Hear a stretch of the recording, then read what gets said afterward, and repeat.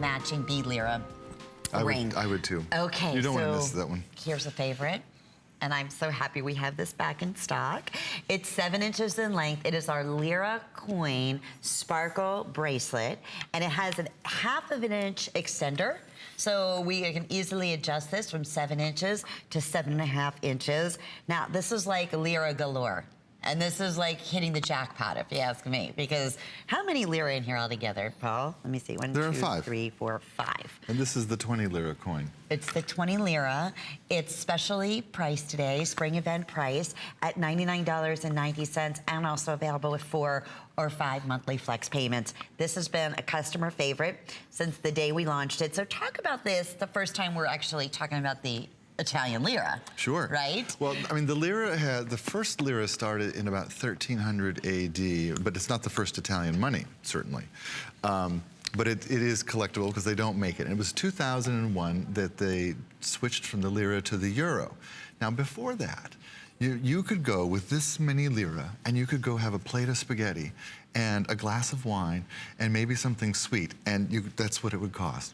Today, it's so expensive in lira that it's hard to even go to Italy anymore. I really miss it. Now, I went to the bank and I brought from my safe deposit box my collection of lira coins.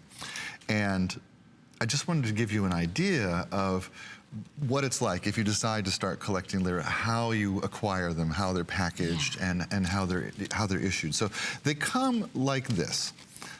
They come in a pretty, in fact, they come in a pretty blue envelope like that, and then inside, all the denominations are, sealed up so they're safe from the elements. And then there's a little sign behind it that tells you a little bit about each one of the coins. So in my collection, my oldest ones are from 1962. Now, you realize that the B coins that you just bought are all older than that. Yeah. Okay. I didn't even have I was going to ask you, do you have the B? I have some Bs, but not from that age. Okay. Yeah, so mine's also in the ring. So that's fun. But when you collect them, this is how you do it. They don't make them anymore. They will never make them again. It's a moment in Italian time and history. So that's like taking one of those coins, if you will, correct me if I'm wrong, and gold plating it. And making into jewelry, because that's in essence what we have done, because these were genuine tenure, correct? They were. In fact, I'll tell you how it happens. When we acquire them, and I have a guy in Rome, Antonio, who acquires lira for me. That's all he does. That's his job, is to find and what he does is go to estate sales and auctions and flea markets and just looks for people who might have lira that they're getting rid of, and he buys up the good ones. Now, so when we get them, they might be scuffed and a little bit dirty because these were coins in circulation. Then we take them and we clean them very gently and we polish them and buff them. In this case, we also bathe them in gold. Now, we do them both ways. Sometimes we do them so that you have the two-tone and we leave it natural. Some of the lira coins actually come in gold, and then sometimes we bathe them to give you the full gold effect like we've done here.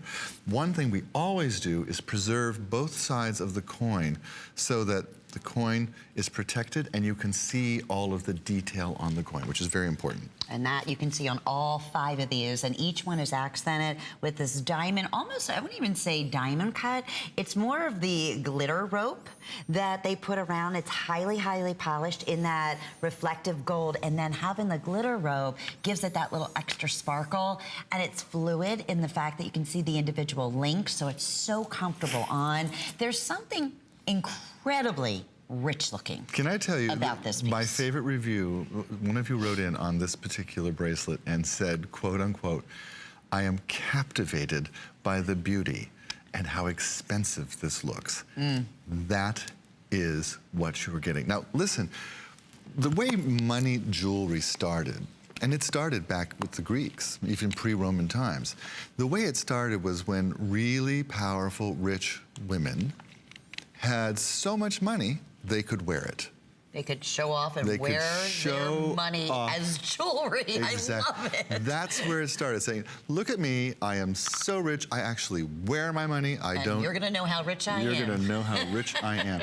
That's where it started. And when you start wearing coin jewelry, particularly coins that are no longer made, like the lira, you join a club, a very exclusive club of people around the world who are in the know. People who know that when you collect something, only collect something that's not made anymore. Only collect something that is limited. Only collect something that copies and fakes do not exist of. Only collect the real thing. genuine thing. Now, there are, out there in the market, there are fake lira jewelry. Okay, I've seen it. I've seen it on other TV channels, and I'm just like, I'm horrified. Why?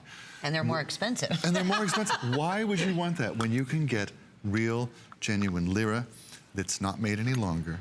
Yeah. And each one has a story. Maybe on your bracelet, one of them bought an ice cream cone, one of them bought a glass of wine, one of them bought a plate of pasta, and two of them went to the movies.